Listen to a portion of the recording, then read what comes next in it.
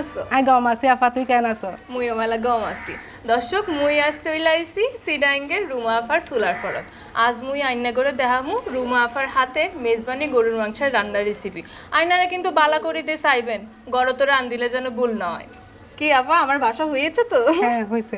তো আজকে তো আপনি মেজবানি গরুর মাংস রান্না করবেন হ্যাঁ। না? তো প্রথমে কি করতে হবে? প্রথমে আমি পাতিলটা বসাবো চুলায়।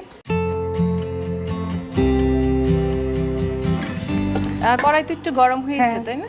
আমাকে তেলটা দেন। আচ্ছা কি এখানে তো প্রথমে দুইটা সয়াবিন তেল। প্রথমে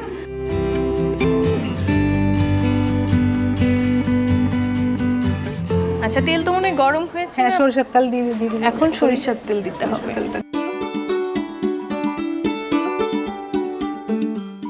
আপু তেল তো মনে হয় গরম হ্যাঁ, গরম হয়েছে। হয়ে আসছে। প্রথমে এখন কি দিতে হবে? রসুন। রসুন।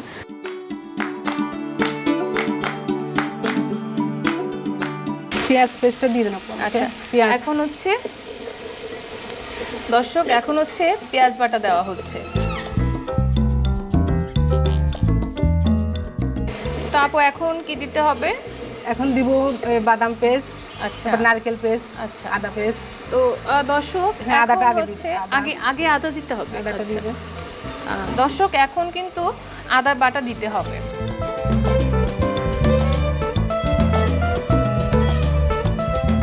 এখন কি দিতে হবে আপু? নারকেল আর বাদাম।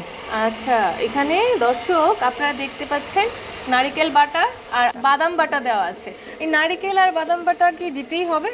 হ্যাঁ মাংস স্বাদের জন্য আর কি। আচ্ছা তো মেজবানে কিন্তু মেজবানের মাংস হচ্ছে, হতে দেওয়া। আপনার নারকেল বাটা আর বাদাম বাটা অবশ্যই দিতে হবে, না হলে কিন্তু আসল টেস্টটা আসবে না।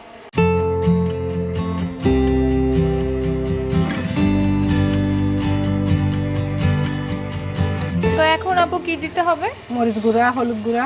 আচ্ছা